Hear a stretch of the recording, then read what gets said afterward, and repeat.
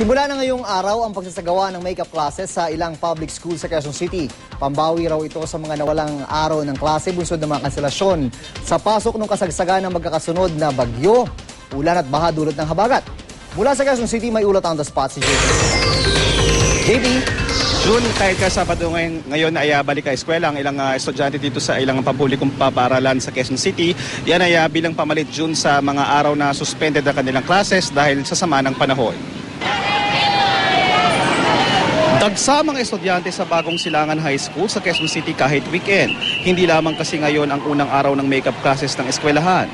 Periodical exams din ngayon para sa pagtatapos ng first quarter ng mga estudyante ng paaralan. June ang makeup classes ay gaganapin tuwing kada ikalawang Sabado every other Saturday mula ngayong buwan hanggang Disyembre. Ito'y bilang kapalit sa 9 na beses na kansela ang klase mula ikalawang linggo ng July hanggang August dahil sa epekto ng bagyong Hener at hanging habagat. Isa kasi ang Barangay Silangan June sa matinding binaha at nagsilbi rin itong evacuation center. At ngayong maganda nga ang panahon ay sinamantala na nila para makapag-exam. Ayon sa mga guro nga nakausap natin June, natapos naman daw nila ang mga leksyon na kasama sa periodical exams ngayon.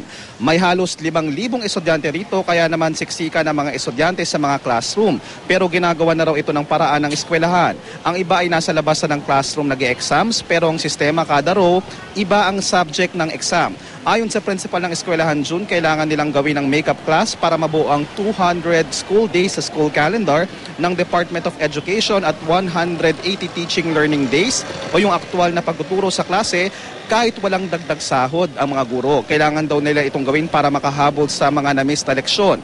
Pakiusap ng DepEd sa mga magulang at sa mga estudyante ay alamin na ang mga makeup classes na itinakda ng kani-kanilang paaralan para pasukan ito, public man at private.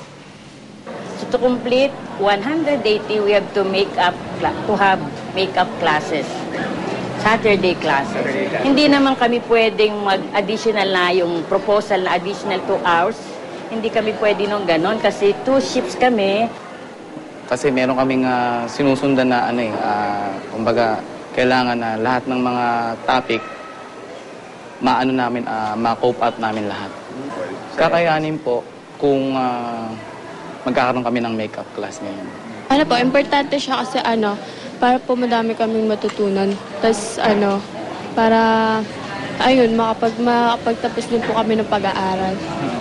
June, so far wala namang reklamo yung mga estudyanteng nakausap natin kanina at sabi nga ng DepEd NCR ay para payo nila dun sa mga magulang ay sadyain na ang mga eskwelahan nila at eskwelahan ng kanilang mga anak at alamin talaga yung schedule ng mga makeup classes dahil iba-iba nga yung ginawang suspension sa kada lugar. Depende yan kung gaano na apektuhan ng masamang panahon at para naman po sa mga private school ay ganun din po ang gawin. Alamin ang schedule ng kanilang mga makeup class ngayon. June? Maraming salamat, JP Soriano.